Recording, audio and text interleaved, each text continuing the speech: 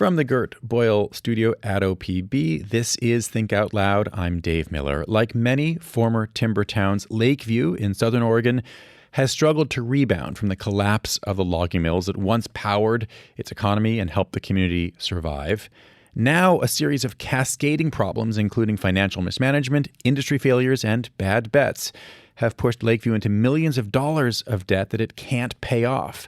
A team of OPB journalists went to Lakeview to learn more about what happened and what options the town has going forward. I'm joined now by a member of that team. Bryce Dole is a political reporter at OPB. It's great to have you back on the show. It's great to be here, Dave. What led you and fellow OPB reporter Joni Audenland to go to Lakeview? Yeah, so like many big story ideas, this one started in a bar. I had been hearing that this region was facing some financial difficulties because there's a natural gas pipeline that cut through Lake County that went bankrupt, and that caused government revenue to plummet. My colleague Joni, at around the same time, Joni's been reporting on some of the town's water issues in the past and was hearing from locals about the town's struggles too. We'd both been hearing that this town was now so broke that it was basically like at risk of shutting down. So Joni and I were at a bar one night, and we realized we were both making calls on basically the same story, and we decided to team up. And so we drove out to Lakeview for a week, and we talked to as many people as we could to try and learn more. What were you hearing? For years, this town has been looking for ways to revive itself, right? It's been looking for ways to fill in for the collapse of those logging mills that you just talked about. And as it's tried to grow and change, it's just been hit by one severe problem after another. You said it, right? Struggling with bad bets, mismanagement, failures of major industries. I should note, this town is super remote, right? It's about 100 miles from the nearest community. That community is Klamath Falls, which is pretty rural as it gets. And it's kind of the region's main hub for medical care, for public services, for shopping. And now all of these problems are basically pushing it to the brink of insolvency. That could result in some really devastating cuts to critical services that are essential for people who live out there. I want to go back a little bit. What did you hear about life in Lakeview before most of the timber mills closed? By most accounts, this was a pretty prosperous timber town, right? It had 7 logging mills at one point. There are all these old historical photos that we got to see showing, packed parades, logging trucks, people, gathering around the grand opening of a swimming pool, for instance. But in the 1980s, this industry started to crumble. And like many towns in Oregon, the economy buckled. During our reporting trip there, we talked to all sorts of people who they've lived in this community their whole lives. They described what it was like to watch their friends and their, fellow community members, families, leave town, take their children out of the school district. At one point I was in town hall. People said I should talk to a woman named Georgia Getty. She's a lifelong resident. Her father was a millwright, and she came out of retirement to help the town manage its finances. One of many people who helped volunteer to help the town.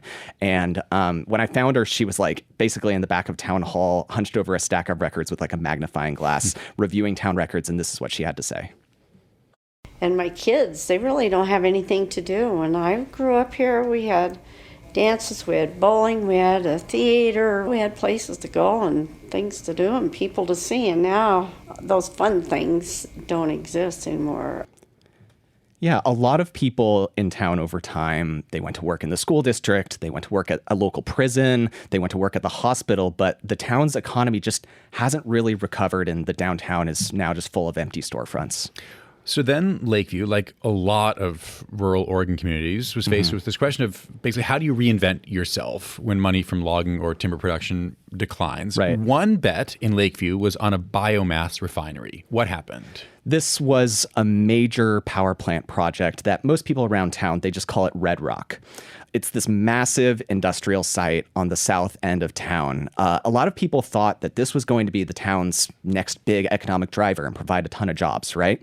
The project ultimately failed under hundreds of millions of dollars in debt, right around when that natural gas pipeline filed for bankruptcy. Taken together, all of this had some pretty major financial consequences. For example, the town took out loans to back this project, by extending their water and sewage systems to it. When the project failed, the town didn't really reap the benefits from it. So the town still owes like nearly $2 million or about $2 million in loans for that infrastructure. There is a new company that it now owns the power plant, and they're planning to take on that debt, but that's only just getting started. One of the most expensive debacles stems from a contract the town signed with a company called Sustainability Partners. What was the pitch? Basically, this was a big effort to upgrade the town's water meters, right? The contract bought what are called smart water meters. They are basically meant to remotely track water use, and they have a bunch of other features as well.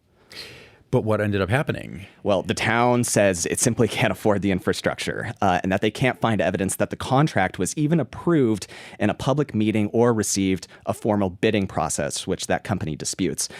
We went to the local public works shop and saw one glaring example of this situation. Inside this shop, there are all these tall stacks of boxes that contain hundreds of thousands of dollars worth of pipes, valves, and other hardware that are basically spilling out onto the floor, and the town isn't planning on using this equipment. For a while now, Lakeview has stopped paying its monthly usage charge for this infrastructure.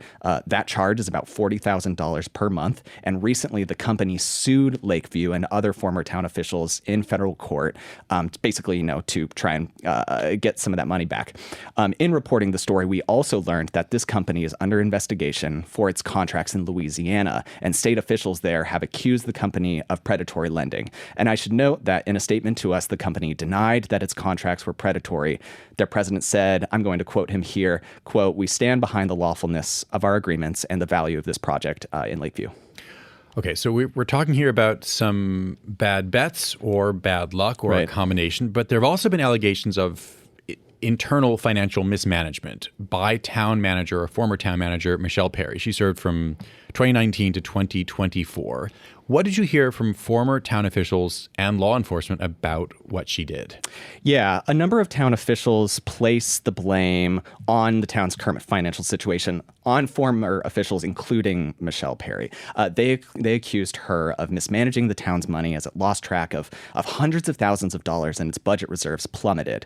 They also accused her of using her town-issued credit card on personal purchases. She denies all of that. Her tenure came to an end when a former town official discovered that his signature was on reimbursement grants for a water treatment project. This is what he told police. He went to the police and he said, "I never signed these records." Former town officials basically also went to the police and said that they searched Perry's computer, and they said that they found a file on it that said signatures, and on that file, it included the electronic signatures of a variety of town officials, including the former mayor. We should note that many of those town officials who served under Michelle Perry declined our interview requests, including most of the people who talked to the police. The Oregon Department of Justice launched their own investigation, but decided in January not to pursue charges against her. What did Perry say about these allegations? My colleague Joni reached her over the phone. She denied any wrongdoing. She placed the blame for the financial situation on her successors, and she said none of what they said was true and described the situation as a witch hunt.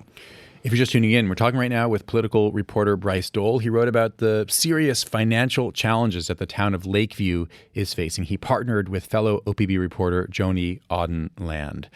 One of the lines in your story that really stood out to me is this. You wrote, "The full scope of Lakeview's financial calamity is unclear even to current leaders." How can that be? Town leaders have been trying for a while now to get their arms around the situation. When we were there, they were searching through like big boxes and stacks of records that were just like overflowing with papers in town hall. Their current manager, Stan Foster, told us that he simply couldn't find documents sometimes reflecting basic financial information. Here's what he said.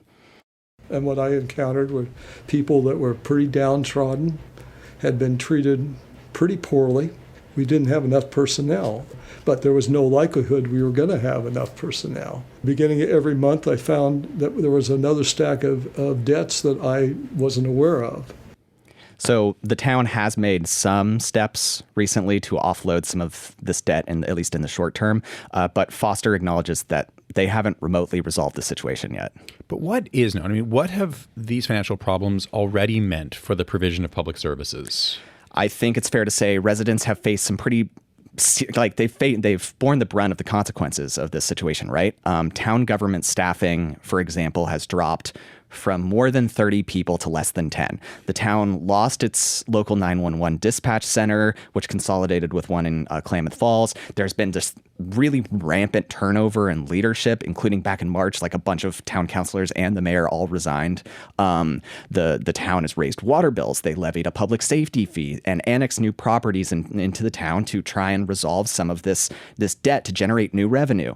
And probably like the town's biggest issue, its water, is just still not resolved. We went there, and for a lot of residents who live there, this water issue is very well known, right? They live with it. Their water comes out of the tap, sometimes smelling terribly.